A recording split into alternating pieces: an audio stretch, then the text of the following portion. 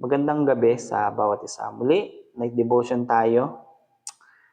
At yun, dito na tayo sa verse 11 ng Kawikaan dahil natapos natin tong verse 1 hanggang 10. At ngayon, verse 11 hanggang 21 yung ating babasahin.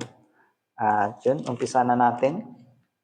Ang magiliw mangusap at may pusong dalisay, pati hari magiging kaibigan. Binabantayan ni Yahweh ang nag-iingat ng kaalaman, ngunit di niya pinagtatagumpay ang salita ng mangmang.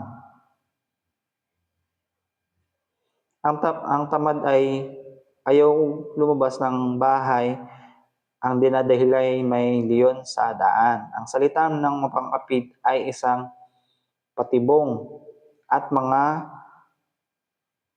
ang mga hindi nagtitiwala kay Yahweh ang nahuhulog doon. Likas sa mga bata ang pagiging pilyo, ngunit sa pamamagitan ng palo sila'y matututo. Ang nagreregalo sa mayaman o umaapi sa mahirap para magpayaman ay mauuwi rin sa karalatian. Verse 17, pakinggan mo at pag-aralang mabuti ang aking mga itinuturo. Ito'y magdudulot sa iyo ng kaligayahan kung isasaulo mo. Sinasabi ko ito sa iyo sapagkat nais kong si Yahweh ang iyong panaligan. 30 ang kawikaang ito.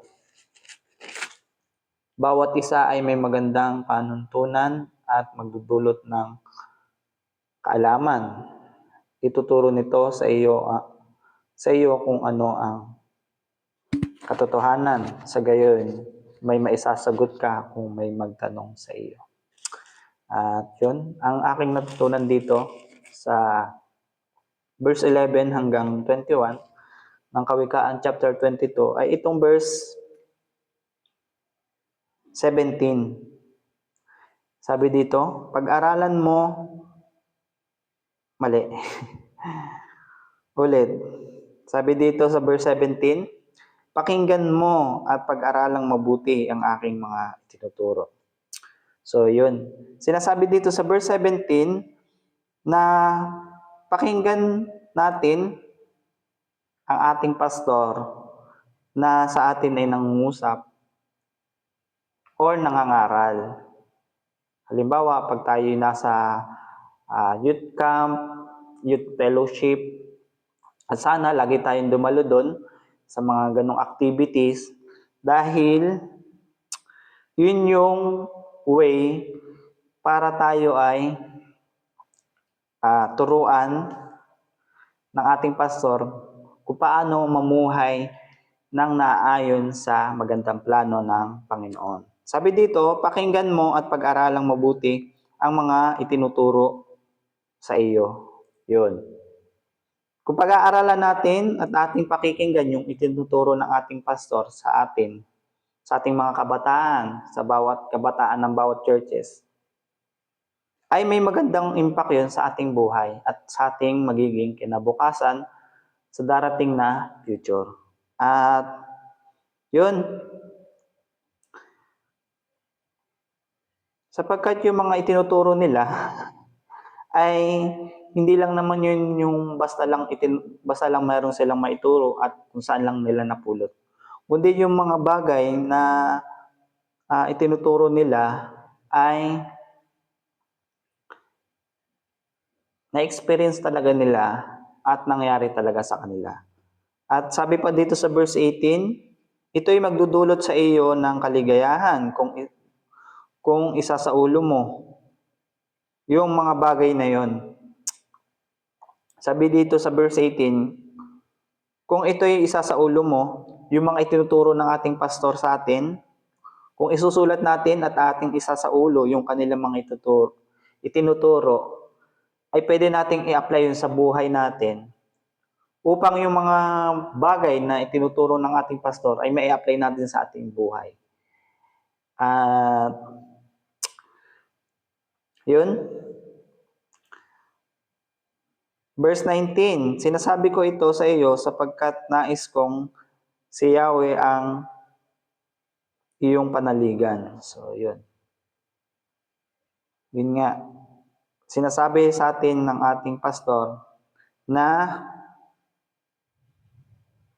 sinasabi ko ito sa iyo sapagkat nais kong si Yahweh ang iyong panaligan. So, sa ating tinuturuan tayo ng ating mga pastor ng salita ng Panginoon.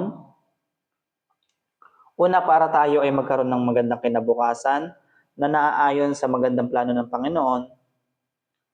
At pangalawa, upang tayo ay magtiwala sa Panginoon na hindi tayo yung nananangan sa ating sariling kakayahan, sariling karunungan.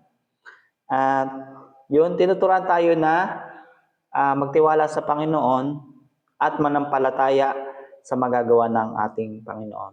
At kung ikaw ay isang kabataan ng church, ay patuloy kang dumalo sa inyong youth camp, sa inyong fellowship, sharing, sapagkat yung mga itinuturo ng ating pastor sa ating ay may magandang may dudulot sa ating buhay. At balang araw ay ating mapapakinabangan. Verse 21, sinasabi dito sa verse 21, ituturo nito sa iyo kung ano ang katotohanan. Sa gayon, may maisasagot ka kung may magtanong.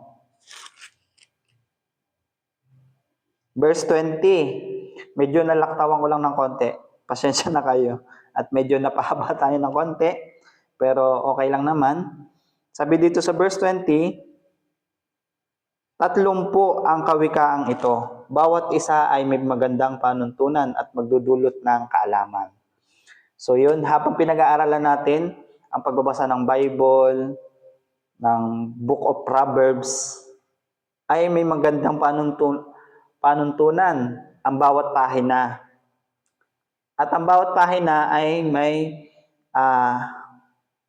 dudulot na kaalaman sa atin. At yun, sana ay naunawaan niyo yung gusto kong sabihin.